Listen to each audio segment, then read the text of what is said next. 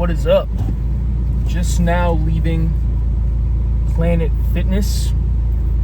Got about a 30-minute shoulder workout, maybe 45, something like that. I was in there for a minute just doing a bunch of lateral raises. Just over and over, spamming them pretty much. That is the way. Not really. Only today was going to be a rest day because for some reason Planet Fitness likes to close at 9 on Friday, Saturday, and Sunday. Or Saturday and Sunday might be 7 or something. But anyways, kind of dumb because Monday through Thursday they are open 24/7. So sometimes I'll even find myself in the gym at 2 a.m. But yeah, so if this video goes how I expected with the thumbnail and everything like that, you're probably wondering how I got to where I'm at. So pretty much I've been in the gym consistently for the last 3 months, I'd say. Just about 3.5, maybe verging on 4. We're somewhere in between that ballpark, 3 to 4 months, something like that. And, pretty much I've just been locked in, to say the least. Going consistently, that is like the biggest factor. Sometimes I'll be in the gym and I'll feel like, oh, this workout kind of wasn't the best in the world. It's not, sometimes you're just not feeling it. Sometimes you go in there, you're like, this ish is just not, whether it's like just not hitting the muscle correctly, or it's just you're fatigued, or like your sleep might be messed up, you're hungry, something. You're just like, this kind of was bad. It was, sucked. If you get in there and you do something, at the very least, you're gonna leave there saying, okay, I feel better that I went than, if I didn't. So just literally the act of getting up, going at any time. It doesn't matter. You don't have to, there's no need to be David Goggins waking up at 6 in the morning, or even, or 4 in the morning. Some people, take it to the extremes. And there's just no reason for all that. That is, just go whenever you feel like it. And so, obviously going to the gym, of course, Reels, YouTube Shorts, everything's pretty much full of a bunch of bodybuilders. So, nowadays we all have a wealth of knowledge where, like, all these old timer, Mike Mincer, Dorian Yates, Ronnie Coleman, Jay Cutler, all these, everyone knows them. They're giving all of their advice and everything like that. And, so, like, I would say, like, somewhere in between all of their, like, regimens or what they believe is probably about what you should do. So, obviously, Mike Mincer's whole thing is like, make sure that you get the rest you need, which is true. I completely agree with that. I don't recommend going to the gym 7 days a week, nonstop. Never, you're going to get burnt out. Second off, there's going to be a day in there where, like, literally everything's sore. Your legs are still kind of sore from maybe that last leg workout you just did. Your shoulders are still, everything's sore, and your body's just going to, like, that's kind of one of those days where you're like, okay, if everything's generally sore, especially if you're natural, obviously if you're enhanced, which I am not, but if you're enhanced, you're able to get away with a lot more. Your body's going to recover significantly faster. But if you're natural, which, even though, like, pretty much darn near everyone's hopping on gear nowadays, I still feel like the majority of people are still natural. So you're going to have to add in some rest days here and there. And even people who are enhanced, they still have to too. It's not like, like everyone needs a rest day where their body can just, like, have one day where all you're doing is eating, maybe a little bit of cardio, whatever. I will say I slack on the cardio. I need to start incorporating that, but I'm still in the phase of, like, to me at this point, going to the gym, it's just like I have to do it. Like, it's just like tomorrow I'm going, I know I'm going to the gym to hit arms. That's pretty much the thing. And one of my, like, I guess, mental philosophies, now there are definitely, I'm sure there are better training styles than what I, like what I do, but what I do just works for me. Doesn't mean it's going to work for you, but it could. I don't know. So my whole philosophy is I pretty much go to failure on every set. When I say that, I mean like to the point to where I feel like I just cannot do anymore is when I stop. Sometimes I'll do like stagnant, like what is that called, where you just like kind of hold the weight, like after you're done repping it out, you kind of hold it, just keep tension on the muscle for a little bit. I'll do that, but generally on almost every set I go to failure, because at the end of the workout I feel like, okay, my muscle got to be, like, my whole goal when I get in the gym is to pretty much wreck whatever in the world, I'm in there to train, and don't get it twisted, obviously that's after a full recuperation period, right? Like, you're not going to want to wreck your damn biceps, if you just did a bicep workout 3 days ago, right? Let them rest, let them recover within that, 4-day period or whatever. Move from arms, do chest, obviously back, legs, and then maybe after that rest day, and then after that you might be able to go back, as long as your arms are not too. So now, I am guilty of doing a good old arm day when my arms are still a little iffy on the 100% recuperation, but generally speaking, I try to really make sure I give my muscles enough time to recover, because you definitely won't grow. Now, I have had the thing is that I've realized is, a lot of people, and if you think that my transformation has been drastic, which in my opinion it kind of has been, but a big reason for that is because I feel like I'm taking serious advantage of this phase in my training career or training journey, whatever you want to call it. I'm taking advantage of newbie gains, as far as I can possibly go, really, because these newbie gains don't last forever, right? Your second round of newbie gains might be when you start a cycle or something, but I haven't done that. I'm just not that just hasn't happened or anything. I'm not totally closed-minded to maybe one day, but at the moment I am, my muscles are growing. I'm good. I'm only 3 to 4 months in. I'm sure I have plenty of newbie gains to be had, right? So as long as you're in that newbie cycle, I would say go to failure on every set, because what are you, I was talking to a friend earlier at work about this. It's what are your muscles going to do when, you go to failure on every set? Not grow? Not get larger? No, your muscles are going to try to adapt to the stresses you're putting on them. They're going to grow. It's that simple, and all it takes is you being in the gym, getting the set done. Because, right, think about it after a workout. You're not going to be sitting there thinking about the workout you just did 30 minutes ago. Oh, God, that shit sucked.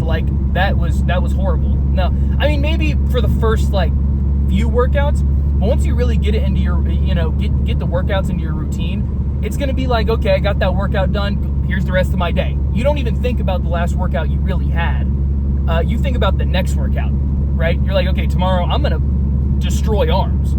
And it feels, after you get out of the gym and you just decimated that body part, you just know, it's going to grow.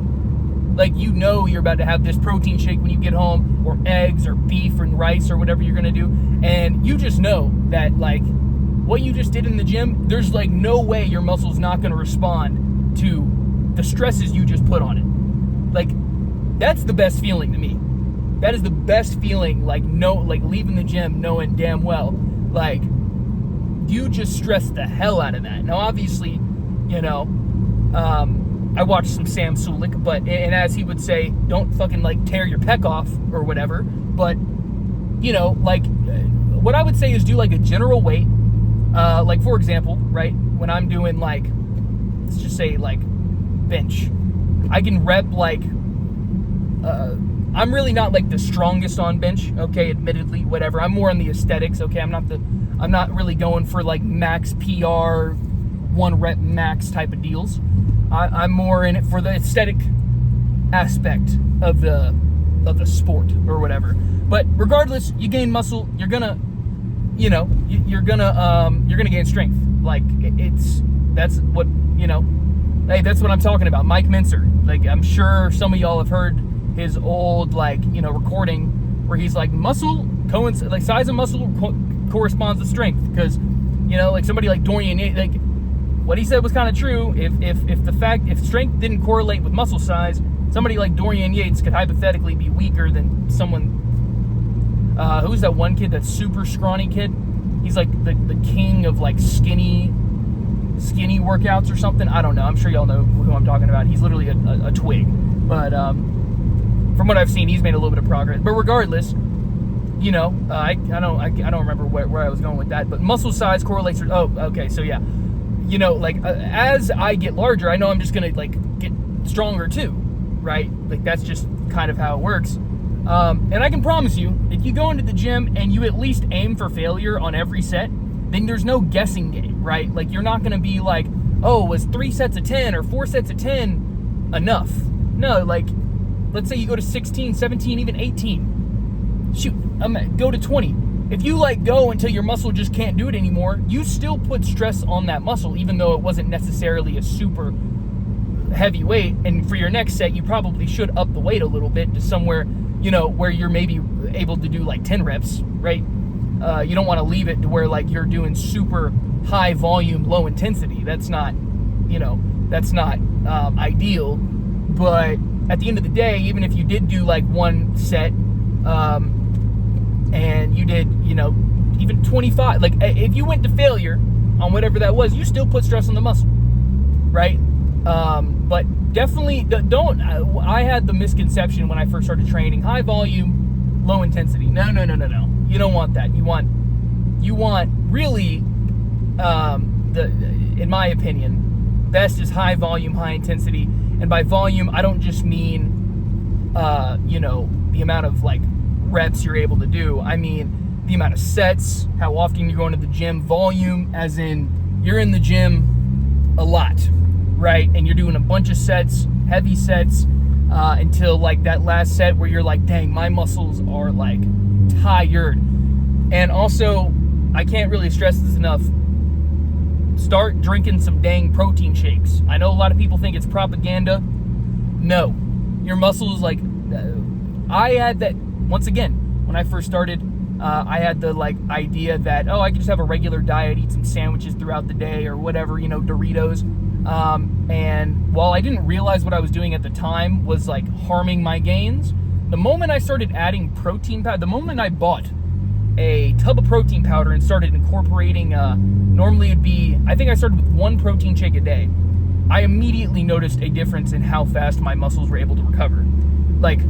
It was not even a question, right? My muscles, I was looking in the mirror, I was like, dang, these bastards are kind of looking a little larger. And from, obviously I can't, I don't have scientific proof that it was because of the protein shakes. However, one thing I do know is that when you're breaking down your muscles, protein, right, whey protein, with the correct amino acids and everything like that, it's going to go towards the muscle and, aid in recovery. And that's really what your body needs, especially after a workout. Now, if you're not able to get it directly after a workout, whatever, it's not a huge deal. Just get it whenever you can. But that's a huge thing. Creatine, obviously, I take creatine every day. I mean, that's a given, right? Come on now. More water in the muscle is going to make it look larger, right? If you can spend $15 on creatine and it lasts you 2 months, and it has your muscles look even a little bit larger, it's okay, you're getting a free gain right there. Come on now, start taking some dang creatine, and it's good for your brain. So yeah, this is just my first video of, I'm sure, more to come. But I hope some of this was useful to you guys, because it's what works for me. A lot of people, they say, go into failure every set. That's not the way to do it. Which, to be fair, if it works for you, if doing 3 sets of 10 or 12 or whatever works for you, then good. But I would not even count sets, really. I don't count sets. I don't count reps. I don't count sets. I just go until my muscles can't pull the weight anymore. you know, in whatever direction I'm pulling them, you know, and that goes for legs, that goes for every body part, generally. And yeah. Oh, also today was the first time somebody actually called and said I looked swole. And let me tell you, that feeling it feels good. I was at work, this real big guy, I tried to convince him to start going to the gym. I'm kind of like a little bit of a nerd when it comes to all this stuff. So I kind of feel like when I start talking about it, people kind of zone out. But, you know, it is what it is. I try to get people motivated, like, hey, just get in there. You know what I mean? Come on, just get in there. You know, like, and I'm not going to overwhelm them with, hey, you got to, I agree with Sam Sulek's approach where, like, do your cardio, I get it. But from a newbie standpoint, when you say, okay, lift weights and you're doing cardio, that's going to be overwhelming. You know, just immediately, lifting the weights is already going to be a feat, right? You're going from 0 to 100. Just getting them to step foot in the gym without immediately thinking, God, I regret even being here, is like going to be a task in and of itself, let alone telling them, hey, get on the Stairmaster, like after a full workout, right? Like, hey, get on the Stairmaster, hey, get on this this cardio bike. They're going to be like, oh, I'm never stepping foot in this bitch again. I never want to work out again. And then, you know, but I don't know. Just get in there, right? Come on now. If you're already in the gym, you may as well train to failure. Train till you're dang. Like today with, well, I was doing lateral raises, right? That's like my favorite shoulder. That's really, I'm not gonna lie. This is actually most likely, most definitely not like primo, but it is what it is. I was doing my main shoulder workout is lateral raises. That's it, right? I've noticed tremendous growth, but I don't really train back of the shoulder. I need to. I get it. Okay, everyone, calm down. I know I don't do it yet. I haven't like really gotten into training. I don't know. Isn't it like the radius or something? I don't know what it's called, but it's like the back of the shoulder. I haven't trained that, but no. If you want like big shoulders, if you don't really care about like having the fullness, if you just want to look good from the front, lateral raises for days. And what I'll do is, once again, right now I'm at 25s. I can do 30s, but they're a little too heavy right now. But I can do 25-pound lateral raises each arm. Go to failure, obviously. And on that last set, you hold it. You hold it out for as long as you can. And I think I did like 6 or 7 sets of those, and I was gone. That was my gym day. 30, 45 minutes. Boom. And I know for a fact I got a crazy good workout. It, like, lateral raises, they burn. When you get that crazy burn, you know you just got a good workout, right? Now my biceps don't necessarily burn like that. My triceps don't really, they burn. I would say my triceps actually burn a little more than my biceps. And do not underestimate a good dumbbell, right? A good dumbbell bicep curl. Do not underestimate that. Because I did, right? You know, I keep reminding myself of Sam Sulek, but as he once said, I was once closed-minded. I was doing pretty much, you know, like bicep curls on the machine. Was not primo. Was not the best thing I could be doing. Added in dumbbell curls. I think I'm at 35 pounds right now, dumbbell curls. And immediately noticed a big difference. My biceps were getting more sore. They definitely were getting more engaged, for sure. Not that my biceps weren't getting engaged before, but there was something about the dumbbell curls that felt different, like felt better. I was able to get more of that squeeze at the top, that, you know, and yeah, it just felt good. And then I need to start incorporating some squats. I'm just a little iffy about that, but I really need to, you know. Mr. Sam Sulek was here, he'd say I was making excuses, which to some extent I am. But, you know, been doing a lot of leg presses, though, and I still do them to failure, so, you know, but squats, I'm working up to it, you know what I mean? And not that I have done them, right? I have done squats, but, you know, I just have to work on my form. It has to be a day where I have like a friend there with me. I'm not trying to, like, obviously I can do like a lightweight, maybe just practice my form. I'm going to work on that. Okay.